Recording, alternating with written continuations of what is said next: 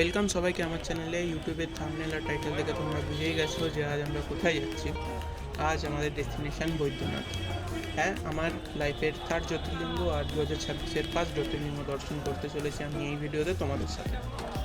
তো আমাদের যাত্রা তো শুরু হচ্ছে হাওড়া স্টেশন থেকে, কিন্তু শালিমার আর শিয়ালদা দুটো স্টেশন থেকে কিন্তু ট্রেন অ্যাভেলেবেল রয়েছে। হাওড়া, শিয়ালদা, শালিমার সব কটা স্টেশন থেকে যে যে ট্রেন অ্যাভেলেবেল রয়েছে তার লিস্ট আমি স্ক্রিনে শো করে দিলাম।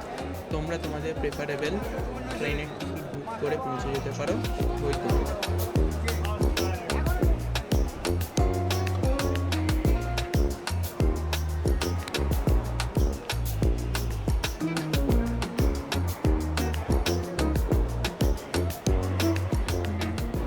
বৈদ্যনাথ যাওয়ার জন্য দুটো স্টেশন সব থেকে বড়, একটা তো বৈদ্যনাথ নিজে একটা রেলওয়ে স্টেশন রয়েছে, আর একটা হচ্ছে জাসিদি। এবার হাওড়া থেকে জাসিদি পর্যন্ত বা জাসিদি থেকে যে কোনো বড় মেট্রো সিটির মধ্যে ট্রেনের কানেক্টিভিটি কিন্তু অনেকটাই বেশি কম্পেয়ার টু বৈদ্যনাথ স্টেশন। তো সবার রিকমেন্ডেশন আর আমার রিকমেন্ডেশনও সেম, যে তোমরা বৈদ্যনাথ স্টেশনের জন্য না গিয়ে তোমরা জাসিদিতে যাও। ওখান থেকে একটা ছোট্ট 8.5-9 কিলোমিটারের অটোর ট্রাভেল করে তোমরা আলটিমেটলি পৌঁছে যেতে পারো। তো আমরাও সবার মতন হাওড়া স্টেশন থেকে জাসিদির জন্যই ট্রেন বুক করেছিলাম। এবার তোমরা যদি অনেক আগে থেকে প্ল্যান করো, তোমরা পূর্বা বা যেগুলো বড় ট্রেন রয়েছে, যেগুলো রাতের ট্রেন রয়েছে, সেগুলোকে আগে থেকে টিকিট কেটে কনফার্ম করে রাখতে পারো।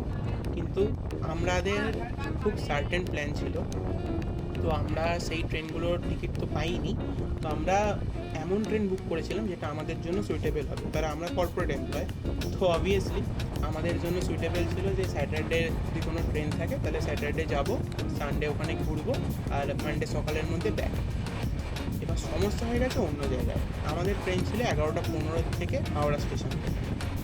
আমরা যথারীতি স্টেশনে গেছি, তারপরে গিয়ে দেখছি যে ট্রেন কিন্তু প্রায় 3 ঘন্টার মতন লেট। যে ট্রেন 11:15 ঢোকার কথা, সেই ট্রেন আমাদের দেবে 1:30টার দিকে। যাই হোক, অপশনে তো কিছু নেই, আমরা হাওড়ার ওয়েটিং রুমে ওয়েট করলাম। আর যারা জানো না তাদের জন্য জানিয়ে দিই, আমরা দুজন গেছিলাম, তো আমাদের দুজনের ওয়েটিং রুমে চার্জ পড়লো 67 রুপিস মতন। কিন্তু মানে ওয়েটিং চার্জের থেকেও সব থেকে বাজে খেতে ছিল ওখানকার ক্যাপাচিনো কফি, যেটা 30 না 40 টাকা করে আমার বন্ধু এনেছিল। খুবই বাজে খেতে অ্যাকচুয়ালি। তো যাই হোক, এই সব কিছু কেটিয়ে 1:30টার সময় আমাদের ট্রেন এলো, আমরা ট্রেনে উঠলাম। আমাদের পড়েছিল D3 স্লিপারে, একটা সাইড লোয়ার পড়েছিল, না একটা সাইড আপার পড়েছিল, একটা মিডল পড়েছিল। তো আমরা ওই ট্রেনেই গেলাম। আর আরেকটা জিনিস বলে দিই, দেখো তোমরা যদি খুব আর্লি মর্নিং জাসিদিতে চলে যাও তাহলে কিন্তু তোমরা ওই দিনই বৈদ্যনাথ যেতে পারো। আর যদি তোমাদের খুব রাত্রিরে ট্রেন পৌঁছায় তাহলে কিন্তু তোমরা জাসিদির যে স্টেশন আছে, রেলওয়ের তরফ থেকে কিছু রুম অফার করা হয়, 800 থেকে 900 টাকা করে ওরা রুম চার্জ করে।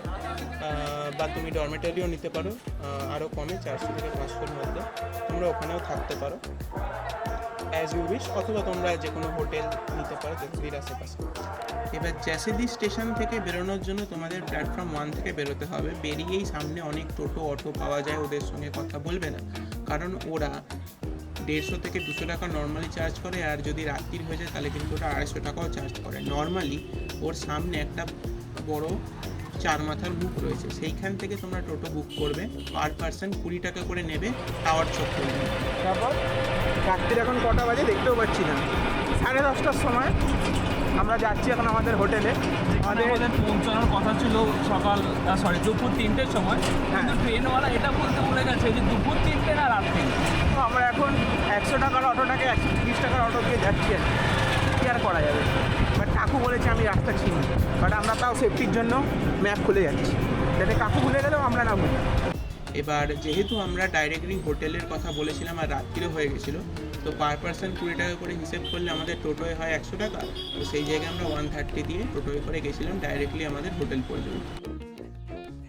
তোমরা যদি ঠান্ডায় যাও তাহলে তো কোনো অসুবিধা নেই, কিন্তু তোমরা যদি গরমকালে ঝাড়খণ্ড যাও আর যখন ওয়েদারটা একটু টেম্পারেচারটা বেশি, আমি প্রেফার করব যে তোমরা এসি রুম নাও। আর এই যে রুমটা আমি তোমাদের দেখাচ্ছি, এই এসি রুমটা আমাদের পার ডে পড়েছিল 900 টাকা করে। উনি পার ডে 1000 টাকা করে চেয়েছিলেন, বাট উনি বললেন যে পুরোটা যদি আমরা অ্যাডভান্স করে দিই আমাদের 100 টাকা করে কম পড়বে, তাই জন্য দুদিনে আমরা 900 টাকা এই রুমটার জন্য লেগেছে। রুমের ডিটেলস তো তোমাদের আমি শোই করে দিলাম, আর কন্ট্যাক্ট নাম্বার আর গুগল ম্যাপের লিঙ্ক আমি ডিসক্রিপশান আর স্ক্রিনের ওপরেও দিয়ে দেবো নাম্বারটাকে, তোমরা কন্ট্যাক্ট করে নিতে পারো চাইলে।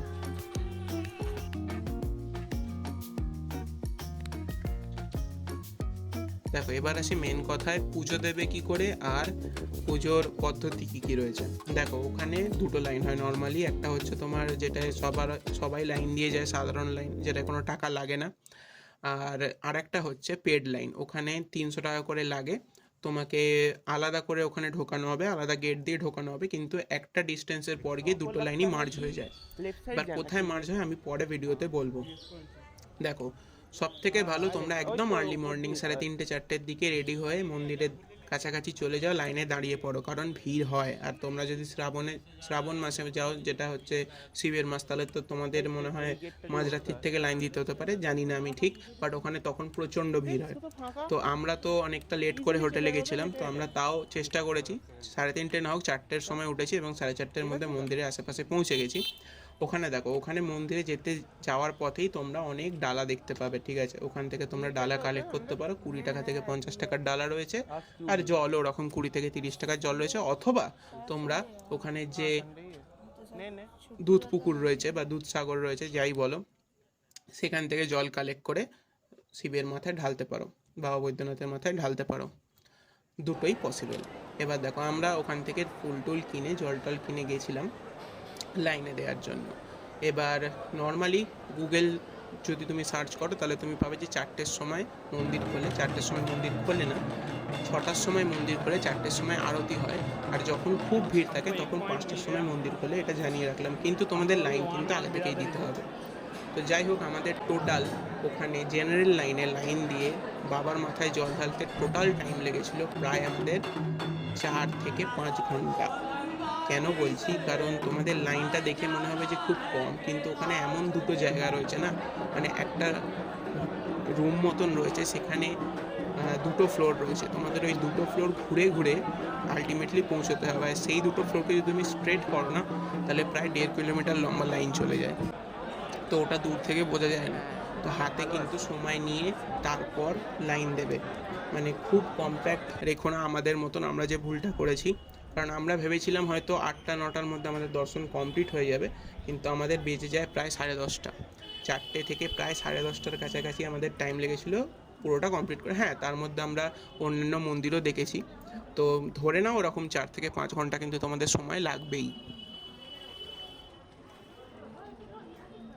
এবার আসি লোকাল সাইট সিন কী করে ঘুরবে আর কীরকম প্রসেস রয়েছে। তো ওখানের মেন ওয়ে হচ্ছে লোকাল সাইট সিন ঘোরার, ওটা হচ্ছে অটোতে করে তোমাদের লোকাল সাইট সিনের মধ্যে কী কী আসছে সেটা আমি তোমাদের বলে দিই, মানে আমার রেকমেন্ডেশন কী কী থাকবে। প্রথম তো হচ্ছে বাসুকিনাথ মন্দির, যেটা সবাই যায়। দ্বিতীয় হচ্ছে লোকাল সাইট সিনের মধ্যে ত্রিকুট পাহাড়, তপবন, নন্দন পাহাড় আর নলাক্ষা মন্দির, এই 4টে জায়গা তোমাকে দেখা উচিত, যথেষ্ট ভালো পরিবেশ। কিন্তু ব্যাপার হচ্ছে এই যে 4টে জায়গা বললাম, মানে বাসুকিনাথ মন্দির বাদে এই 4টে জায়গা ঘোরাতে অটোরা নর্মালি 900 থেকে 1200-1300 টাকা চার্জ করছে। ওখানকার লোকাল যারা রয়েছে, মানে লোকাল অটোতে যারা রয়েছে, তারা শুধুমাত্র বাসুকিনাথ যাওয়ার জন্য কিন্তু 1500 টাকা চার্জ করছে।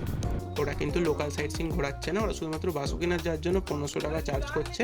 আর যদি তুমি পুরোটা ঘুরতে চাও, মানে একটা অটোকেই সারাদিনের জন্য বুক করে ঘুরতে চাও, তাহলে কিন্তু ধরে নাও তুমি মোটামুটি 2000 টাকার বাজেট তোমাকে ধরে চলতে হবে। এবার আর যদি তোমরা অটো বুক করো সেক্ষেত্রে দামটা একটু বাড়বে, আমি টোটোর কথা বললাম। আচ্ছা, এবার যেহেতু আমরা দুজন গেছিলাম, তাই জন্য আমাদের প্রেফারেন্স ছিল বাইক। আমি তোমাদের নাম্বার আমি স্ক্রিনে শো করে দিচ্ছি, এনার সঙ্গে তুমি কন্ট্যাক্ট করতে পারো। তো বাইকে ঘোরার জন্য আমাদের 110 সিসির একটা বাইক আমরা পেয়েছিলাম, সেটা আমাদের পড়েছিল 500 টাকার মতন, আর আমরা 300 টাকার তেল ভরেছিলাম, তাতে আমাদের পুরোটা ঘোরা কমপ্লিট হয়ে গেছে। হ্যাঁ, আমরা নন্দন পাহাড় সময়ের জন্য যেতে পারিনি, কিন্তু আমরা ওই টাকাতে যেতে পারতাম। এবার আসি যে আর কি কি বাইক অপশন অ্যাভেলেবেল রয়েছে। তোমরা স্কুটিও নিতে পারো, আর তোমরা চাইলে হায়ার সিসির বাইকও নিতে পারো, কিন্তু সেই অনুযায়ী তোমার টাকাটা কিন্তু বাড়বে। ওখানে 350 সিসি পর্যন্ত বাইক অ্যাভেলেবেল ছিল, আর সব থেকে হায়ার প্রাইস ছিল 850 টাকা। তো আমরা ইকোনমিক্যাল দিকটা ভেবে আর পেট্রোল যাতে একটু কম লাগে, তো আমরা 110 সিসির বাইকই নিয়েছিলাম।